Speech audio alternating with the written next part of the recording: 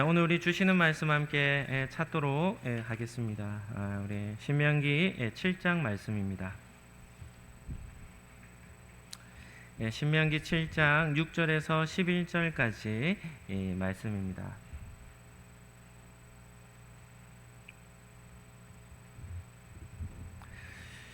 같이 한 절씩 교독하시고 마지막 절은 함께 읽도록 하겠습니다. 제가 먼저 읽겠습니다.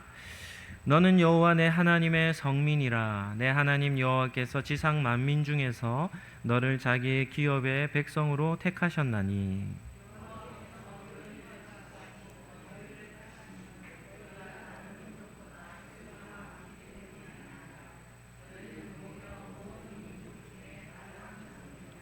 여호와께서 다만 너희를 사랑하심으로 말미암아 또는 너희의 조상들에게 하신 맹세를 지키려 하심으로 말미암아 자기의 권능의 손으로 너희를 인도하여 내시되 너희를 그 종되었던 집에서 애굽 왕 바로의 손에서 속량하셨나니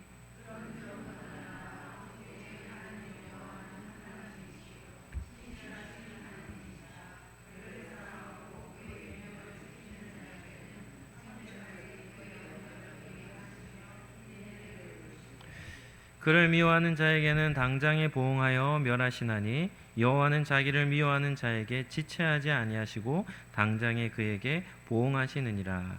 그런즉 너는 오늘 내가 내게 명하는 명령과 규례와 법도를 지켜 행할지니라.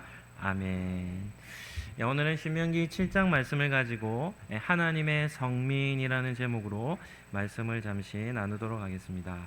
한번 따라하겠습니다. 성도는 하나님께서 택하신 성민입니다. 첫 번째 살펴볼 주제는 신명기 6장과 7장의 강조점입니다. 한 3주에 걸쳐서 신명기 6장에 대한 말씀을 전했습니다. 신명기 6장은 성경의 가장 큰 계명이 기록되어져 있고 또 쉐마라고 하는 말씀이 기록되어져 있는, 그리고 하나님은 유일하신 여호와시다라고 하는 유일신앙의 핵심이 담겨있는 장이 신명기 6장이다라고 이렇게 말씀을 드렸습니다. 그래서 성경은 여러 중요한 구절들이 있는 본문이 있죠. 제가 목회자 후보생 고시 시험을 치러 갔을 때 그 고시 문제 중에 하나가 성경에서 가장 중요한 한 절을 꼽으라면 어떤 절이 가장 중요한 절이겠습니까? 이런 질문이 있었습니다. 그래서 그때는 대학생 시절이었기 때문에 그 질문을 받는 순간 잠깐 고민을 했습니다. 성경에서 가장 중요한 한 절을 꼽으라면 어떤 절을 꼽을 수 있을까? 그래서 문득 요한복음 3장 16절이 딱 떠올랐어요. 하나님이 세상을 이처럼 사랑하사 독생자를 주셨으니 이는 저를 믿는 자마다 멸망치 않고 구원에 이르게 하신다라는 요한복음 3장 16절 말씀이 떠올라서 3장 16절 말씀을 기록해 놓았죠. 요한복음 3장 16절은 어느 관점에서 제일 중요합니까? 하나님의 구속사의 관점에서 가장 중요한 절이 요한복음 3장 16절이죠. 그러나 믿는 성도들에게 있어서, 이미 믿음을 가진 성도들에게 있어서 가장 중요한 장을 꼽으라 한다면 그 장은 신명기 6장입니다. 그래서 여호와 하나님은 유일한 하나님이시다. 너는 마음과 뜻과 힘 다하여 여호와 내 하나님을 사랑하라 라고 하는 신명기 6장 4절 5절 그리고 9절에 나오는 이 쉐마의 말씀이 가장 중요한 말씀이죠. 이 10계명의 관점에서 본다면 신명기 6장은 어느 계명과 관련되어 있냐면 제1계명과 관련되어 있습니다.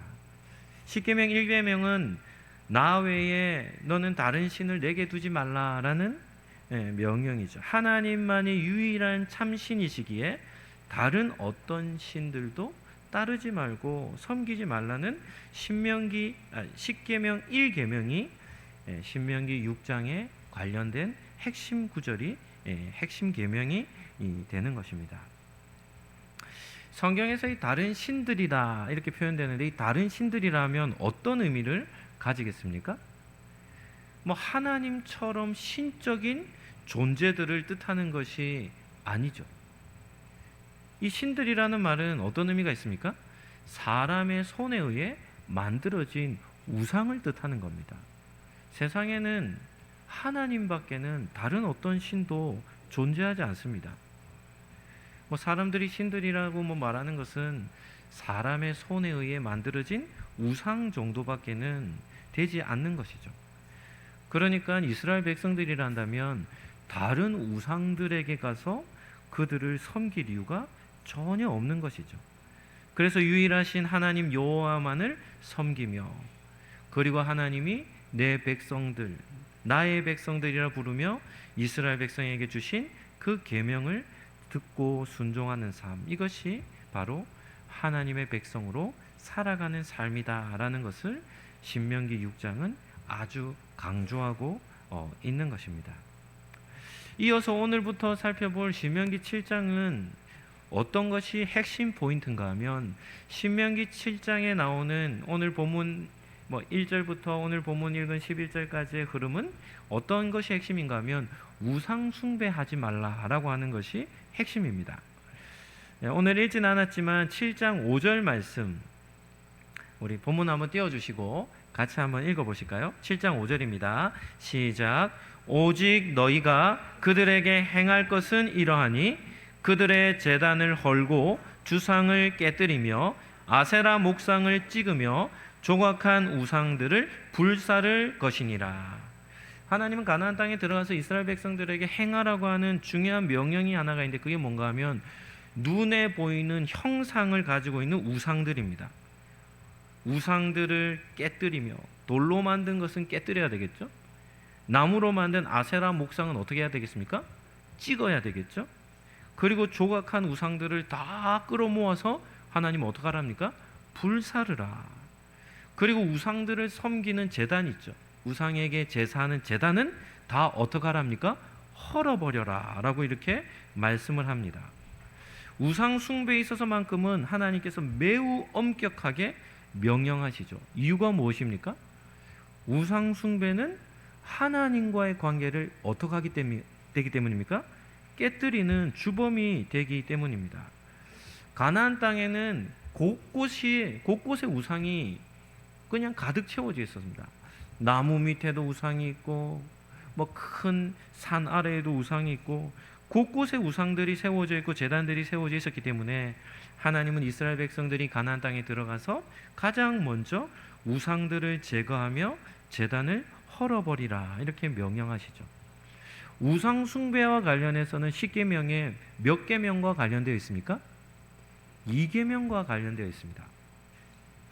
제가 우리 아이들과 어린이 예배를 드리며 상반기에는 사도신경 암송 대회를 했습니다. 그래서 아이들에게 사도신경 다 외울 수 있니 이러니까 우리 아이들 4명이 있거든요. 어떻게 반응했겠습니까? 네! 이렇게 얘기하는. 사도신경 다 외우니 했더니 전부 다 자신감에 차가지고 대답을 어떻게 했다고요? 큰 소리로 대답을 하는 겁니다. 그래서 상반기 7월 첫째 주에 우리 사도신경 암송 대회를 했는데 4명 다 아주 멋지게 암송을 잘 마쳤습니다. 그랬더니 얘네들이 뭐라 하냐면 주기도문 암송 대회도 하자는 겁니다. 제가 하자고 하지도 않았는데 자기들이 주기도문 암송 대회도 하자 해가지고, 그래서 제가 하반기에는 주기도문 암송 대회도 하자 이렇게 얘기했습니다. 그랬더니 또 한 아이가 이렇게 얘기합니다. 10계명도 해요 이렇게 얘기하는 거예요. 그래서 제가 그랬죠.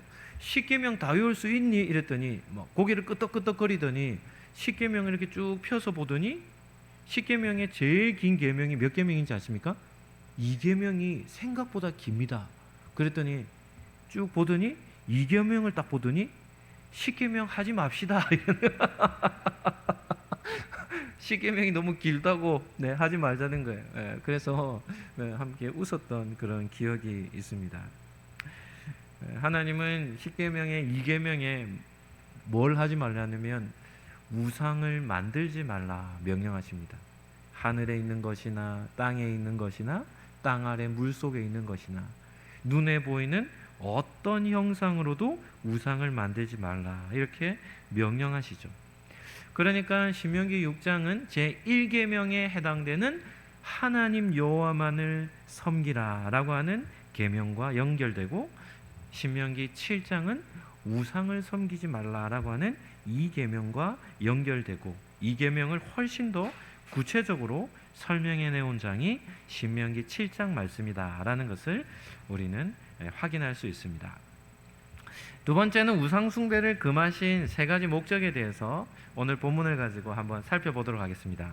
하나님은 왜 이스라엘 백성들에게 우상을 섬기지 말라고 명령하셨는가? 첫 번째입니다. 한번 따라하시죠. 이스라엘은 하나님의 성민이기 때문입니다. 저는 구약 성경을 읽으면서 이스라엘 백성들의 이런 역사와 그들이 받은 은혜를 볼 때마다 참 부럽습니다. 왜냐하면 세상에 존재하는 수많은 나라와 민족들 중에 하나님께 유일하게 선택받은 나라와 백성이 누구입니까? 이스라엘 백성들이죠. 우리가 가진 이 성경은 천지 창조로부터 창세기 11장까지는 인류 근원사에 대해서 기록합니다. 이 인류의 근원사가 왜 중요하냐면 우리가 사는 이 세상을 해석하는 키가 창세기 1장에서부터 11장까지 기록되어 있기 때문입니다. 우리가 사는 이 세상을 어떻게 해석해야 하는가? 창세기에 기록되는 인류의 근원사죠. 노아 홍수의 사건과 바벨탑 사건, 천지 창조와 홍수 사건과 바벨탑 사건, 이 세 가지 사건이 지금 우리가 사는 세상을 이해하는 세계관을 확립시키는 생략할 수 없는 사건이 이 세 가지 사건입니다.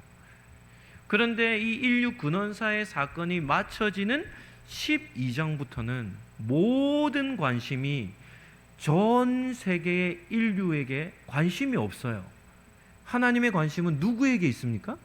아브라함이라고 하는 한 사람에게 모든 관심이 쏠립니다. 얼마나 많은 인류의 나라와 민족들이 있습니까? 그런데 하나님의 관심은 오로지 아브라함과 그의 후손 이스라엘 자손들에게만 하나님은 관심을 가지시죠. 그리고 이스라엘의 역사를 누구의 역사로 삼으시냐면 하나님의 구원의 역사로 삼으시는 겁니다. 이런 것이 이스라엘 백성들이 받은 은혜입니다. 누가 뭐라 해도 이스라엘 백성은 그 어느 나라와 민족보다도 더 큰 은혜를 받은 나라가 이스라엘 백성이 되는 것입니다. 우리는 성경을 읽으며 하나님께서 선택하여 주신 그 은혜가 얼마나 큰지를 우리는 기억할 수 있어야 합니다. 우리가 속해 있는 대한예수교 장로교 합동측 교단이죠. 우리 상록교회가 속해 있는 교단은 우리 한국에서도 아주 보수신학입니다. 보수신학의 두 교단의 한 교단이 우리 합동측 교단입니다. 보수신학이라는 말은 어떤 뜻을 가지고 있는가 하면 성경의 권위를 인정하는 교단이라는 겁니다. 신학이라는 것이죠. 지금은 성경의 이 권위가 무너지고 있거든요. 우리가 가진 성경의 권위가 무너지면 어떤 일이 일어나겠습니까? 한번 따라 하실까요? 성경의 권위가 무너지면 교회가 무너집니다. 성경의 권위가 무너지면 어떤 일이 하냐면 교회들이 다 무너지기 시작합니다. 미국도 마찬가지죠. 미국도 청교도 정신으로 보수 신앙을 가진 성도들의 신앙으로 미국이 세워졌는데 신학이 좌경화되면서부터 지금 미국은 공식적인 석상에서 목회자들이 기도할 때 예수님 이름으로 기도 안 합니다. 목회자들이 나와서 모든 신들의 이름과 브라마의 이름으로 기도합니다. 아멘. 뭐 이러고 있습니다. 그러니까 신학이 무너지면 교회가 무너지게 되는 것이죠. 그리고 우리 합동측 교단의 신학의 터를 이루는 그 신학이 어디 있냐면 스위스 칼빈이라고 하는 종교개혁자의 신학 위에 우리 합동측 교단 신학이 세워져 있습니다. 우리 방송실은 우리 칼빈의 5대 신학 우리 한번 띄워주시겠습니까? 네, 칼빈의 5대 교리가 있는데요. 우리 첫 번째 한번 같이 한번 읽어볼까요? 첫째, 전적 타락입니다. 칼빈 신학에 있어서 첫째는 뭐라고요? 전적 타락입니다. 사람은 완전히 타락됐다는 겁니다. 두 번째 한번 같이 읽어볼까요? 시작. 무조건적 은혜입니다. 무조건적 은혜. 그 세 번째는 뭡니까? 제한 속죄입니다. 어떤 교단은 하나님은 만민을 구원하시기 원하신다 해서 모든 사람의 구원을 얘기하지만 성경은 처음부터 끝까지 만민 구원에 대한 내용은 없습니다. 끊임없이 성경은 어떤 구원을 얘기하냐면 제한된 속죄입니다. 선택받은 자만이 구원에 있는 것이죠. 네 번째는 무엇입니까? 불가항력적 은혜입니다. 이것은 뭔가 하면 거부할 수 없는 은혜입니다. 하나님이 선택하신 그 사람은 하나님의 이 은혜를 어떻게 할 수 없습니까? 거부할 수 없다는 겁니다. 불가항력적 은혜. 그리고 마지막 다섯 번째가 무엇입니까? 성도의 견인입니다. 이것은 두 가지 의미가 있는데요. 하나님이 택하신 사람은 하나님께서 끝까지 그 사람의 삶을 책임지신다는 의미와 더불어 성도는 우리가 주어진 믿음을 끝까지 인내하며 지켜야 한다는 것이 성도의 견인입니다. 오늘 우리가 살펴보고자 하는 주제는 두 번째 주제입니다. 무조건적 선택이라는 것이죠. 무조건적 선택 교리는 두 가지 강조점이 있는데요. 첫 번째는 하나님의 주권입니다. 왜 저 사람은 택하고 이 사람은 택하지 않았습니까? 라고 하는 그런 하나님 앞에서의 그런 따짐은 있을 수 없는 것이죠. 또 한 가지는 무엇인가 하면 인간의 행위와 공로는 아무런 조건이 되지 않는다는 겁니다. 한번 생각해 보시죠. 모든 사람은 전적으로 타락했기 때문에 하나님께서 조건을 걸고 조건에 따라 사람을 선택하신다면 그 조건을 통과할 수 있는 사람이 있겠습니까? 없겠습니까? 한 사람도 없습니다. 그러하기 때문에 하나님의 선택은 무조건적 선택이 되는 것이죠. 그래서 무조건적 선택은 다른 말로 하나님의 은혜의 선택이다라고 이렇게 부르는 겁니다. 이스라엘 백성들은 430년 동안 애굽에서 어떻게 살았습니까? 바로 왕을 섬기며 노예로 삼았습니다. 바로 왕은 최악의 통치자였죠. 이스라엘을 노예화시켰고 거대한 건축 사업에 막노동, 강제 노역을 시켰습니다. 쉼도 제공해 주지 않았고 심지어는 남아 출산 제한 정책을 펼쳐서 이스라엘 민족의 수를 줄이고자 했던 것이죠. 그런데 하나님은 그렇게 비천한 노예로 살았던 이스라엘 백성들을 누구의 백성으로 삼으시는 겁니까? 하나님의 백성으로 삼으신 것이죠. 아브라함과 맺은 언약을 기초하여서 그들을 하나님의 백성으로 삼으신 겁니다. 오늘 읽은 본문 6절 말씀을 우리 한번 볼까요? 6절 말씀은 중요한 본문이니까 우리 같이 한번 읽어보도록 하겠습니다. 6절입니다. 너는 여호와 내 하나님의 성민이라. 내 하나님 여호와께서 지상 만민 중에서 너를 자기 기업의 백성으로 택하셨나니. 이런 말씀을 우리가 읽게 된다면 은혜를 받아야 합니다.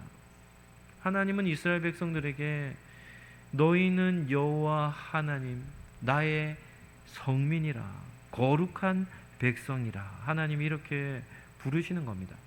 그러니까 이스라엘 백성들, 하나님께 속한 이스라엘 백성들은 한 가지 중요한 자기 정체성을 가지고 있어야 되죠. 그게 무엇입니까? 우리는 하나님께 택함 받은 거룩한 백성이라는 정체성을 가져야 하는 겁니다. 그래서 하나님의 택하심을 받은 거룩한 백성이기 때문에 무엇을 하지 말아야 하냐면 우상 숭배를 하지 않아야 하는 것이죠. 이러한 이스라엘 백성의 정체성은 신약 시대를 살아가는 저와 여러분에게도 동일한 적용이 되는 겁니다. 한번 따라하시죠. 저는 하나님의 성민입니다. 아멘입니까? 저와 여러분은 하나님께서 택하신 거룩한 백성입니다. 따라서 세상 사람들과 구별된 삶을 살아야죠.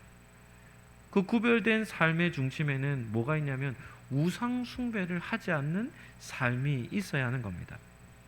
세상 사람들은 다 어떻게 살아갑니까? 세상의 모든 사람들은 물질을 섬기며 물질의 우상을 숭배하며 살아갑니다.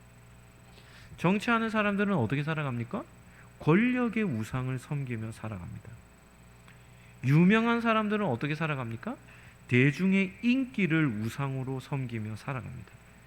연예인들 중에 큰 인기를 누렸던 사람들이 갑작스럽게 자살하는 일들이 빈번하게 일어납니다. 많은 연예인들이 자기의 생명을 끊어요. 그 이유가 무엇인가 하면 받았던 인기를 잃어버릴까봐 극심한 두려움 속에 빠져 있는 겁니다. 다 대중의 인기라고 하는 우상을 섬긴 결과이죠. 부자들은 세상의 화려함을 우상으로 섬기며 살아가고, 젊은이들은 어떻게 살아갑니까? 육체적 쾌락을 우상으로 섬기며 삶을 살아갑니다. 여름이 되면 노출의 계절이지 않습니까?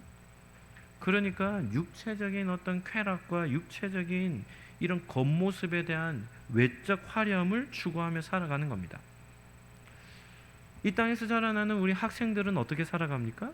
성적과 진학이라고 하는 우상을 섬기며 살아가는 겁니다. 사람마다 저마다 하나 이상씩 우상들을 다 섬기며 그것을 쫓아 살아가는 것이죠. 그러하기 때문에 성도, 하나님께서 택함 받은 거룩한 백성은 구별된 삶을 살아야 하는데, 성도는 어떻게 살아야 합니까? 모든 우상을 다 내어버리고 유일하신 하나님 한 분만을 섬기며 삶을 살아가야 되는 것이죠. 이것이 바로 민수기 7장에서 우리에게 말씀하는 첫 번째 메시지가 되는 겁니다. 오늘 예배를 드리는 우리 성도님들, 여러분들은 나는 하나님의 성민입니다 라고 하는 그 정체성으로 이 땅의 삶을 살아가시기를 예수님 이름으로 축복합니다. 두 번째입니다. 한번 따라 하시죠. 이스라엘은 하나님의 특별한 소유이기 때문입니다. 7절 말씀을 제가 한번 읽어드리겠습니다. 여호와께서 너희를 기뻐하시고 너희를 택하심은 너희가 다른 민족보다 수가 많기 때문이 아니니라. 너희는 오히려 모든 민족 중에 가장 적으니라. 하나님께서 왜 이스라엘 백성을 택하셨습니까? 모세가 이렇게 말합니다. 너희가 모든 나라 민족들 중에 그 수가 가장 적기 때문이라. 이렇게 말씀하시죠. 이런 말씀은 우리에게 큰 은혜가 됩니다. 세상에서 유행하는 말 중에 이런 말이 있습니다. 1등만 기억하는 세상, 이런 말이 있죠. 세상은 누구만 기억합니까? 1등만 기억한다는 겁니다. 최근에도 이런 유로파 리그라든지 이런 데 보면 우승을 한 1등한 선수들은 크게 웃고 있고 2등한 선수들은 어떻게 하고 있습니까? 울고 있습니다. 2등도 잘한 겁니까? 잘하지 못한 겁니까? 2등도 너무나도 잘한 것인데, 세상은 1등만 기억하기 때문에 2등만 되어도 어떻게 되냐면 패배의식을 갖는 것이죠. 각 영역들마다 얼마나 많은 사람들이 경쟁하는가. 그런데 그러한 모든 경쟁하는 것 중에서 1등만 기억하는 것입니다. 그래서 세상에는 1등이 아닌 사람들은 다 패배의식에 빠져 살아가는 것이죠. 그런데 7절에서는 우리 하나님은 어떤 분이십니까? 우리 하나님은 주위에 순위에 들지 않는 대상, 그리고 세상 사람들이 관심을 가지지 않는 그러한 대상들에게 하나님은 큰 관심을 가진다는 겁니다. 이스라엘은 7절에 보면 이스라엘은 모든 나라 민족들을 수로 순위를 매긴다면 이스라엘은 몇 등 하는 민족입니까? 꼴찌 하는 민족이죠. 그 수가 가장 작죠. 그러니까 하나님의 관심이 어디 있냐면, 하나님은 큰 나라, 큰 민족, 부한 나라, 강한 나라, 이런 나라에 관심이 있기보다 가장 연약하고 수가 적은 이스라엘 백성들에게 관심이 있고, 또 그러한 수가 적기 때문에 하나님께서 이스라엘 백성을 선택하셨다, 이렇게 말씀하는 것이죠. 우리가 앞으로 살펴보겠지만 신명기에는 하나님의 관심이 어디에 있는가를 계속해서 반복해서 보여줍니다. 하나님은 아무도 관심을 가지지 않는 사회적인 약자들이죠. 고아라든지 과부라든지 이방의 나그네라든지 이런 사회의 가장 약한 대상들에게 큰 관심을 가지심을 보게 되는 것입니다. 한번 따라하겠습니다. 하나님은 약한 자들의 하나님이십니다. 아멘입니까? 그러하기 때문에 하나님은 누구를 선택하시는가 하면 가장 연약한 이스라엘 백성을 선택하시죠. 노예로 고통당하는 가장 연약한 이스라엘을 택하여 주신 것입니다. 여러 자녀를 둔 부모님들에게 있어서 부모에게 많은 관심을 받는 자녀가 있는데 그런 자녀는 누구입니까? 가장 약한 자녀들이죠. 자녀들 중에 홀로 서기를 하지 못하는 자녀들이 있습니다. 어떤 자녀들은 장애가 있는 자녀들도 있고, 그러한 자녀들은 부모가 그 자녀에게 부모로서의 책임을 다하기 위해 평생 자녀를 품고 살아가는 경우가 있죠. 그래서 그런 자녀들을 가장 아픈 손가락이라 이렇게 부르기도 하는 겁니다. 우리 하나님도 마찬가지입니다. 하나님도 아버지 되시기 때문에 하나님의 관심은 어디에 있냐면 연약한 자들에게 있다는 것입니다. 시편 68편 5절 말씀입니다. 우리 본문 한번 띄워주시고 같이 한번 읽어보도록 하겠습니다. 그의 거룩한 처소에 계신 하나님은 고아의 아버지시며 과부의 재판장이시라. 아멘. 제가 성경에 나오는 이 거룩이라는 단어를 어떤 의미를 부여했습니까? 거룩이라는 단어는 크게 두 가지로 나뉩니다. 첫 번째는 세상과 구별되다라는 뜻으로 거룩이라는 단어가 쓰이고, 또 한 가지의 의미는 조건 없는 사랑이라는 의미가 거룩이라는 뜻입니다. 시편 68편은 다윗의 시입니다. 다윗이라는 인물은 참으로 위대합니다. 영적인 통찰이 정말 탁월한 통찰을 가지고 있죠.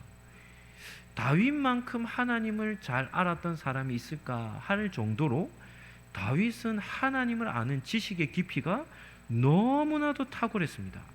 다윗이 뭐라고 시편 68편 5절에 말씀합니까? 이렇게 말합니다. 지성소에 계신 거룩하신 하나님은 자비와 사랑이 얼마나 크신지, 고아들의 아버지가 되시고 과부들의 재판관, 다시 말하면 과부들을 보호하시는 보호자가 되신다라고 다윗이 노래하고 있는 겁니다. 모세 역시도 하나님께서 이스라엘 백성을 택하신 이유를 뭐라고 얘기합니까? 이스라엘이 가장 연약한 백성이기 때문이라고 말씀하고 있는 것이죠. 그래서 이스라엘 백성은 하나님께 특별히 선택받은, 특별한 선택을 받은 하나님의 소유였음을 모세를 통해 하나님은 말씀을 전하고 있는 것입니다. 저와 여러분도 마찬가지입니다. 세상에서 어떤 사람들이 믿음을 갖겠습니까? 어떤 사람들이 신앙생활을 하겠습니까? 자기가 자랑할 것이 있는 사람들은 하나님이 필요하지 않습니다. 잘 나가는 사람들, 부한 사람들, 예수님 믿으세요 이러면 뭐라고 얘기합니까? 당신이나 믿으세요 이렇게 얘기하죠. 하나님이 필요 없는 사람들입니다.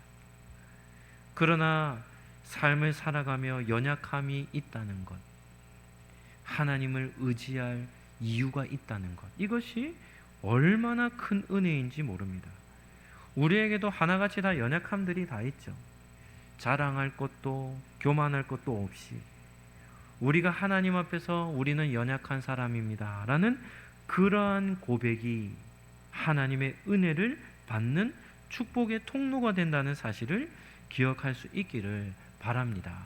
그래서 우리는 우리의 의식 속에 우리는 하나님 앞에 하나님 저는 연약한 사람입니다 라는 믿음의 고백이 있어야 하고, 하나님은 그러한 우리를, 하나님은 자기의 백성, 특별한 하나님의 소유로 우리를 삼아 주신다는 사실을 기억하시기를 예수님 이름으로 축복합니다.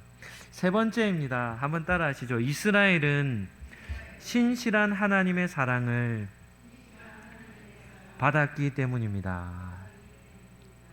이스라엘 백성들이 왜 우상 숭배를 하지 말아야 하는가? 그들은 신실한 하나님의 사랑을 받았기 때문입니다. 우리 9절 말씀도 중요한 말씀입니다. 우리 9절 같이 한번 읽겠습니다. 9절입니다.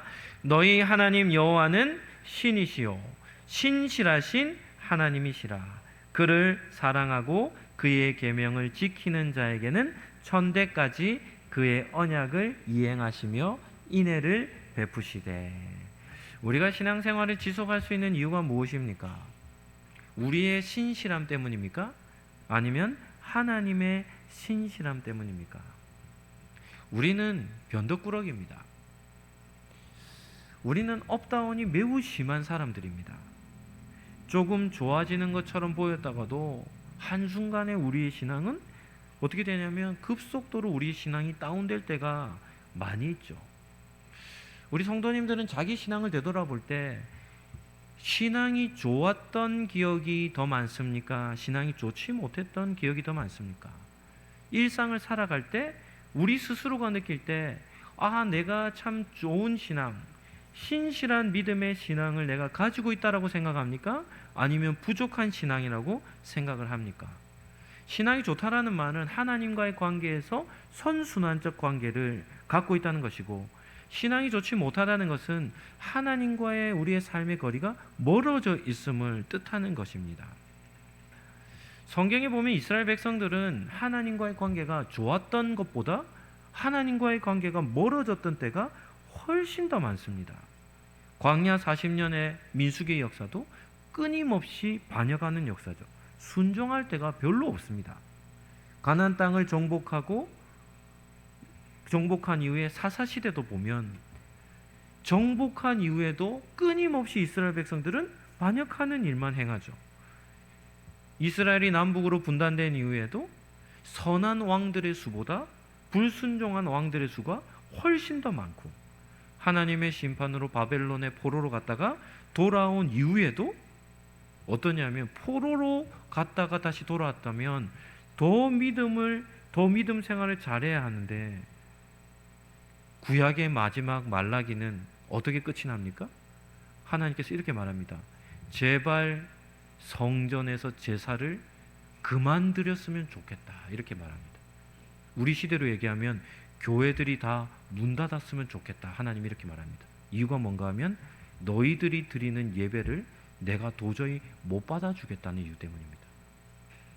이스라엘 백성들은 포로기한 이후에도 그들의 신앙은 금방 변질이 되어서 예배를 드린다는데 온갖 부정한 것으로 하나님께 드리며 제사를 드리며 온전한 예배를 드리지 않자 하나님은 제발 성전에서 제사를 드리지 않았으면 좋겠다라고 하나님이 평가하는 것으로 구약이 끝이 납니다. 그러니까 구약의 역사는 하나님과 이스라엘 백성들이 관계가 좋았던 역사보다 하나님과의 관계가 깨어지고 어그러진 역사가 훨씬 더 긴 것이죠. 그러니까 구약의 역사를 보면 그들이 그럼에도 하나님의 백성으로 삶을 살아갈 수 있었던 이유가 이스라엘 백성의 신실함 때문이 아니라 누구의 신실함 때문입니까? 하나님의 신실하심 때문이라는 겁니다. 제가 답을 하나 알려드리겠습니다. 질문을 몇 가지 할 텐데요. 답은 이것입니다. 하나님의 신실함 때문입니다. 한번 따라 하시죠. 하나님의 신실하심 때문입니다. 이것이 답입니다. 한번 질문할 때 한번 대답해 보시죠. 이스라엘 백성이 광야에서 멸망당하지 않았던 이유가 무엇 때문입니까? 그들이 가나안 땅에 들어갈 수 있었던 이유도 무엇입니까? 반복되는 불순종에도 하나님의 백성으로 살아갈 수 있었던 이유가 무엇 때문입니까? 우리가 지금 이 자리에 앉아 예배드릴 수 있는 이유도 무엇 때문입니까? 마지막입니다. 앞으로 우리가 하나님의 나라에 들어갈 확신을 가질 수 있는 이유도 무엇 때문입니까? 우리 신앙에 있어서 우리가 확신을 가지는 것은 우리의 신실함이 우리 신앙생활을 하는 것이 아니라 하나님의 신실하심을 믿고 그 은혜로 말미암아 우리가 믿음 생활을 해나갈 수 있다는 사실을 우리는 기억해야 합니다. 그래서 우리는 우상 숭배를 해서는 안 되는 것이죠.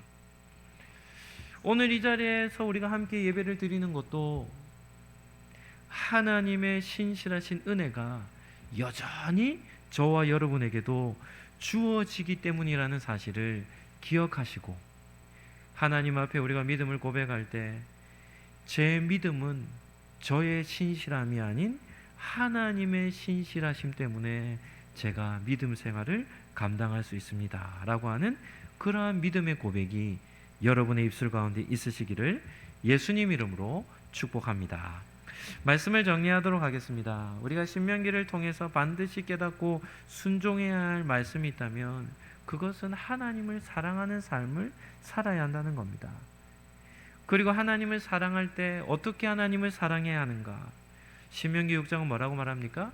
마음과 뜻과 힘 다하여 하나님을 사랑하라 이렇게 말씀하고, 신명기 7장에서는 어떻게 말씀합니까?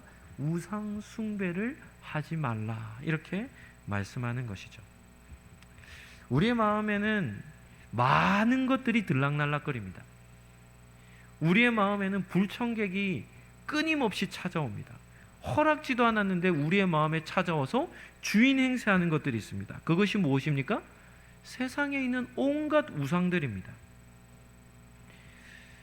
우상들이 우리의 마음에 들어오는 순간 그것들이 제일 먼저 하는 것이 하나님과의 관계를 깨뜨리는, 하나님을 몰아내는 것이죠. 그리고 우상이 우리의 삶에 왕노릇하기 시작하는 겁니다.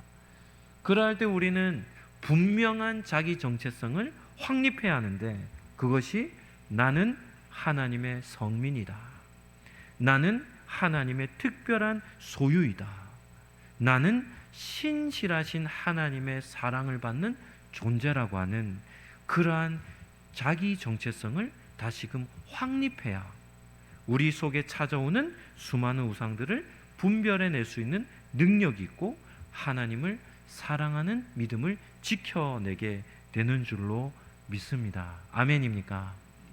우리는 마음에서 하나님을 몰아내는 삶이 아니라 우상들을 물리치며 하나님을 사랑하는 삶을 살아야 할 줄로 믿습니다. 그래서 오늘 본문에 보면 하나님의 말씀을 지키며 사랑하는 사람에게는 천대에 이르는 인애를 베풀겠다라는 약속을 하시죠. 그러니까 하나님을 사랑하는 삶이 얼마나 수지 맞는 삶인지를 우리는 보게 되는 것입니다. 오늘 말씀을 통해서 우리 스스로가 어떤 존재인 것을 깨달으시고, 그리고 우리는 하나님의 성민이다라는 사실을 믿으시며 평생 동안 구별되어진 하나님의 백성들로 sal아가는 우리 성도님들 되시기를 예수님 이름으로 축복합니다.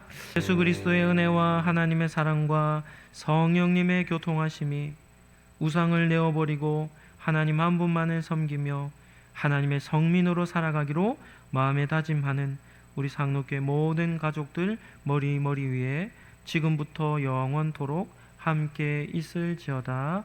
아멘.